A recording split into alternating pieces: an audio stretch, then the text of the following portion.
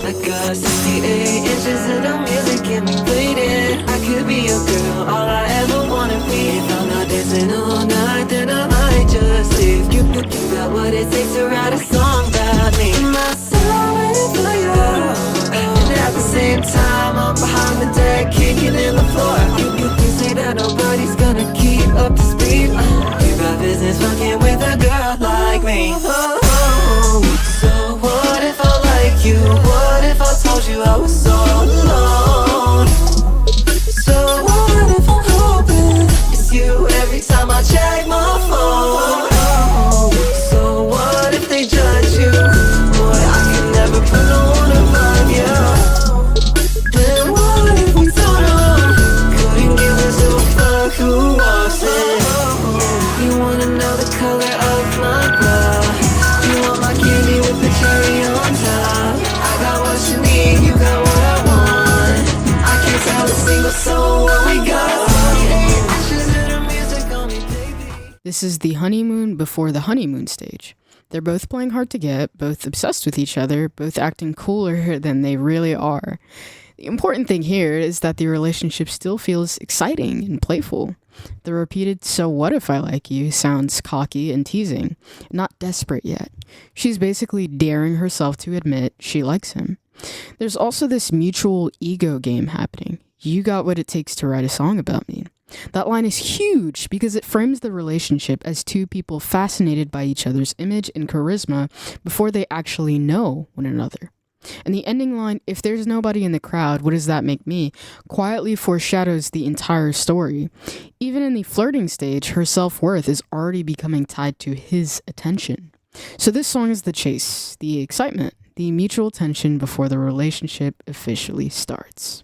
I think I'm getting down with something, and I feel it every time he's around. Now you would have thought it was nothing, but I can't keep my feet on the ground. I view the world from every vision. It's taking every inch of my body. Oh, my friends, they tell me that I shouldn't, but these feelings, you couldn't force them out, babe. It's gold in your mouth when you say about me, and there's gold in my mouth, we make magic. There's gold in your mouth when you say about me, and there's gold in my mouth, we make magic.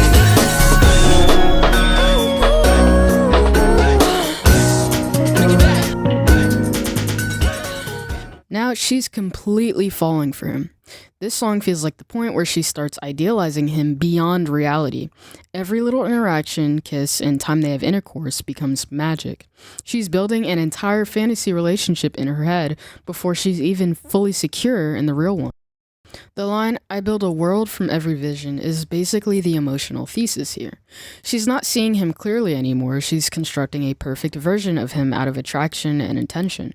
And the groupie imagery matters so much. I could be his new favorite think piece, favorite girl.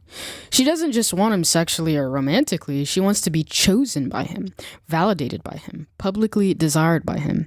And what makes the song sad in retrospect is that she's already surrendering herself emotionally this early. Anything to tell me that I'm your number one.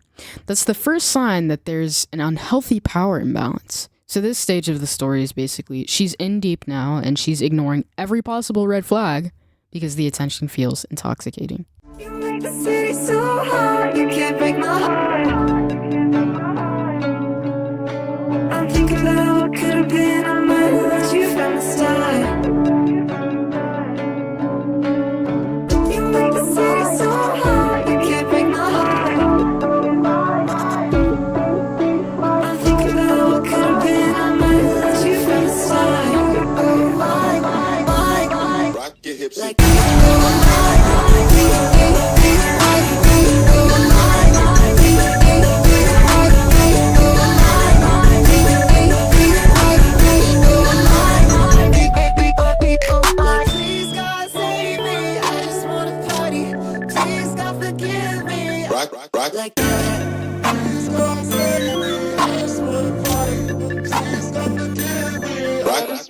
This is the point where they're officially together, and she's starting to realize he kinda sucks, but she's too blinded by attraction and excitement to leave.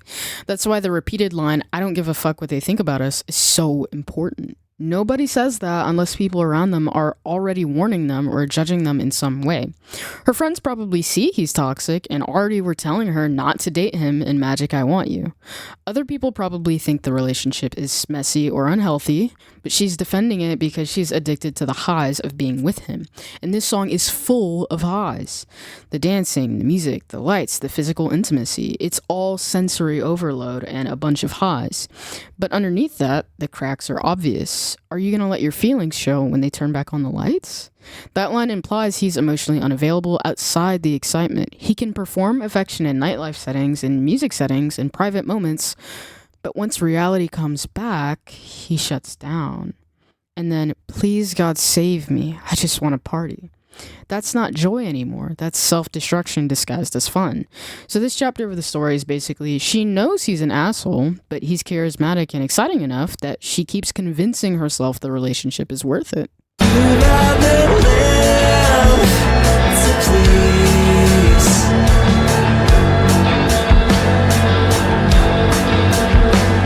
And I, virgin,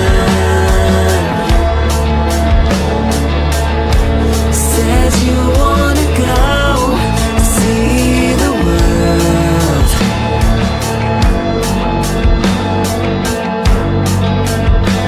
but your son at work.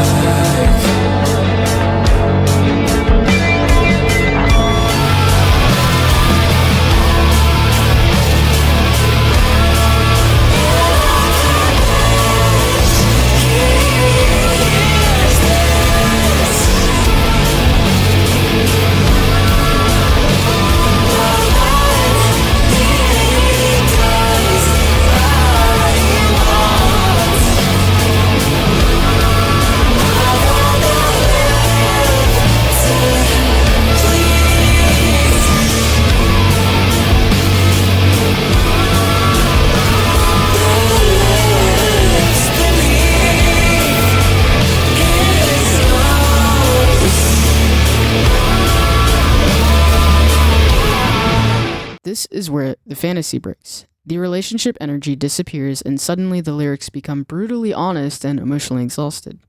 The line, "and I could wish he hears this, but when he does I won't," is honestly one of the saddest moments on the entire EP because it's the first time she openly admits she cannot communicate with him honestly. She knows he hurts her, she knows the relationship is failing, but she's too emotionally trapped to confront him directly.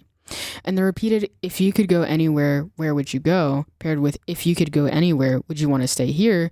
is essentially her asking him where he would go to try and gauge how much value she has to him. If you could leave me at any time, would you? What makes this song devastating is how empty it feels compared to Music Baby and kind of every other song. That song was loud and euphoric, but this one feels isolated, almost emotionally numb. Then the outro, "with none of your things, your bandmates, your lovers, and friends." She's realizing this relationship has stripped her down emotionally. The fantasy world she built around him is collapsing, or she knows that after the relationship truly ends, it will. This is where the emotional realization happens. She finally admits to herself that he's hurting her, but she still can't leave.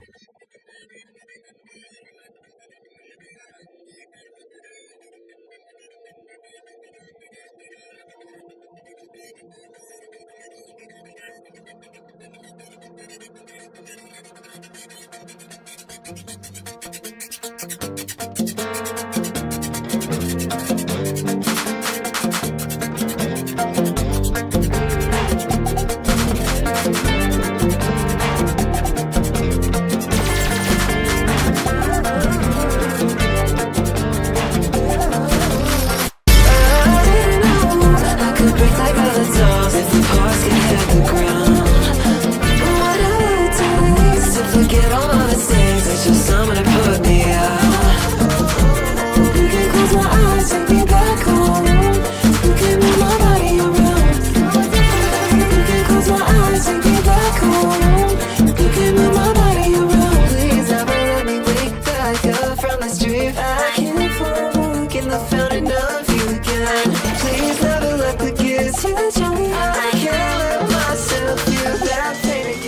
This is, in my opinion, the darkest part of the story. At this point, she's not trying to fix the relationship anymore.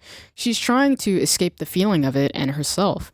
The constant references to touch, being moved around physically, wanting to stay asleep, wanting to never wake up, it all feels deeply disassociative. Especially whatever it takes to forget all my mistakes. That sounds less like romance and more like using intimacy, substances, nightlife, or reckless behavior to numb real emotional pain. And the relationship itself has become openly unhealthy. You scare me bad, boy. You're not a bad guy. I keep coming back. That's textbook toxic attachment. She knows he hurts her emotionally, but the addiction to him overrides her instincts. The song also feels chemically detached compared to the earlier tracks. The earlier songs felt really emotionally alive, but this one feels sedated. So in my interpretation, this is the coping stage. The relationship has emotionally destroyed her, and now she's using pleasure and escapism to survive it.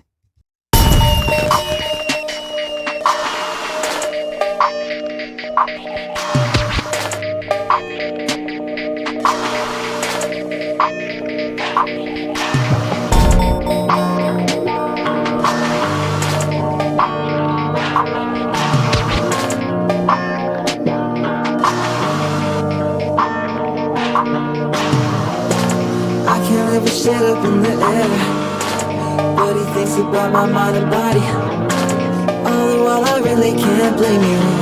We don't have a single thing in common.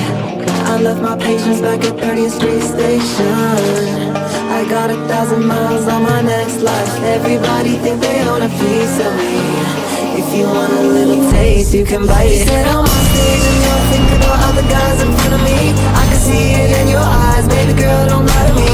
He has the whole world and then some in the palm of his hand. I'm jealous. I'm trashy for a bitch, but no credentials.